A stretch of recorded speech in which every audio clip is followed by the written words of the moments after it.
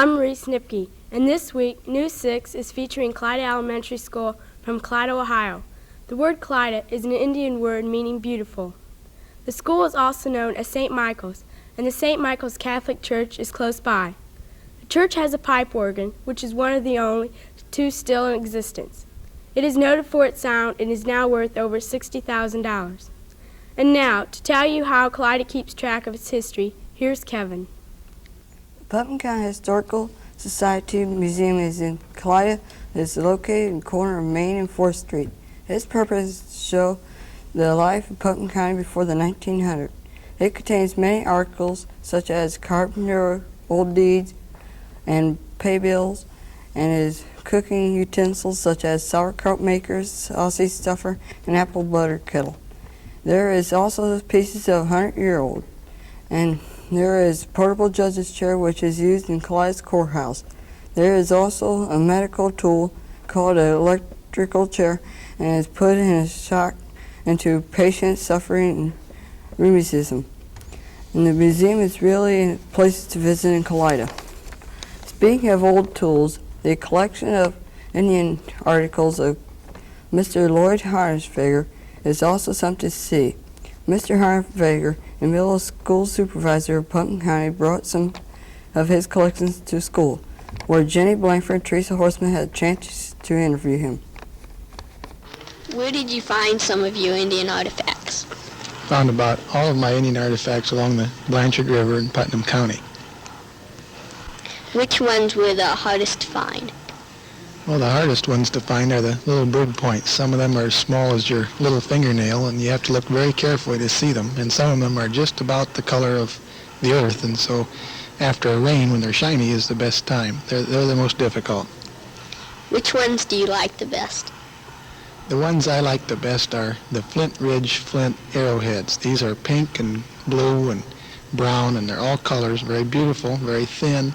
The chipping and workmanship on them is just out of this world, unbelievable for an early man with no tools to do.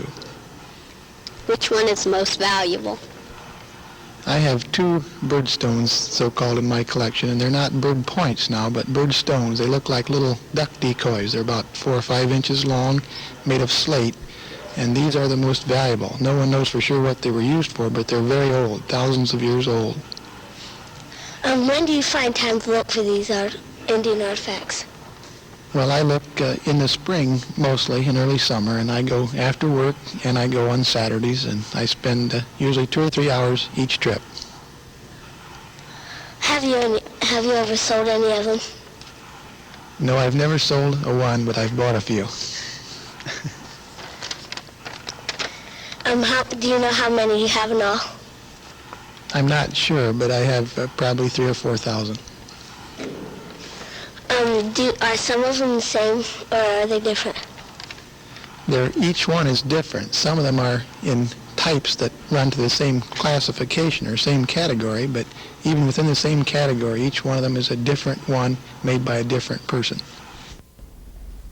We want to thank Mr. Harnsvager and Teresa and Jenny for a report. Now here's Jeanette with another collector who also works with our school. Steve Schulte, custodian at Kalida Elementary School, has a very large collection of pencils and pens.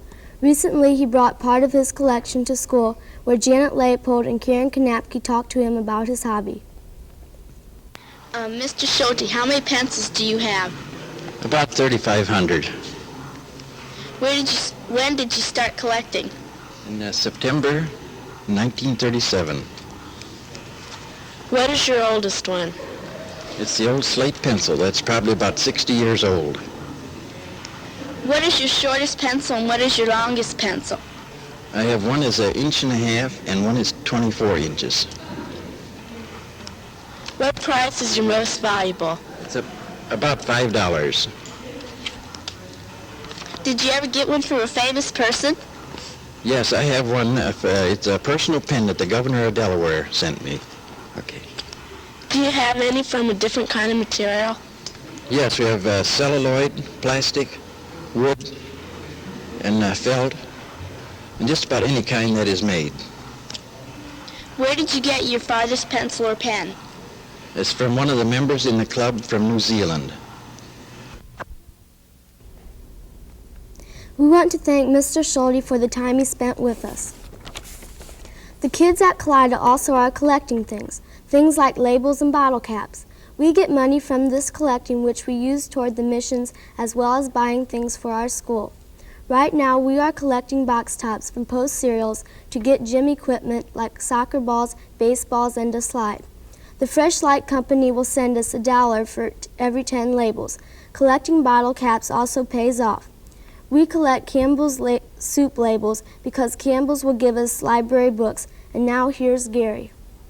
The names of all the students at our school are going to be put on a bicentennial quilt done as a school project. The colors of the quilt are mostly red, white, and blue. And when it is hung up for display, it will have the bicentennial dates of 1776 and 1976 in large figures across the top. Jill Miller and Marcia Lammers asked the principal, Sister Marilyn Cullen, why the quilt was made. This was a product of a brainstorm that we had last spring. We wanted to do something rather spectacular for a bicentennial year, and so we decided to make a quilt and involve parents as well as students with the actual making of the quilt. The quilt will be put in the Putnam County Historical Society Museum when it is completed. While we were talking to Sister Marilyn Cullen, principal at Kalida Elementary School for the past 3 years, Susie Strader and Diane Vonderhams asked her some questions about herself. They asked her what she did before coming to Kalida. Before I came to Kalida, I was a teacher in Rhode Island for 1 year, and 21 years I served in Kentucky. In Kentucky, I taught in inner city schools and also mountain schools. Then they asked if many nuns in Putnam County are principals in public schools. No, last year there were 3 sisters who were principals in Putnam County. Today I'm the only principal in Putnam County who is a sister. We want to thank Sister Marilyn Cullen and Susie and Diane for that interview. Last fall, the town of Kalida got a new gym. It was built onto our school and is used for all the varsity basketball games as well as our physical education classes. The new gym can hold 1,868 people and is 84 feet long, 54 feet wide, and 26 feet high to the roof. Everyone worked hard to earn the money for the gym. The school put on a show with every class doing something like singing or doing a play. The parents really helped by donating to the fund. If it wasn't for them, the gym would still be a field of grass. And now back to Marie. Last year, one of our classmates found herself with a problem. Jeanette Worth found that her sister was teaching her reading and science. She said that it caused minor situations as she was not allowed to be around when her sister was correcting her papers.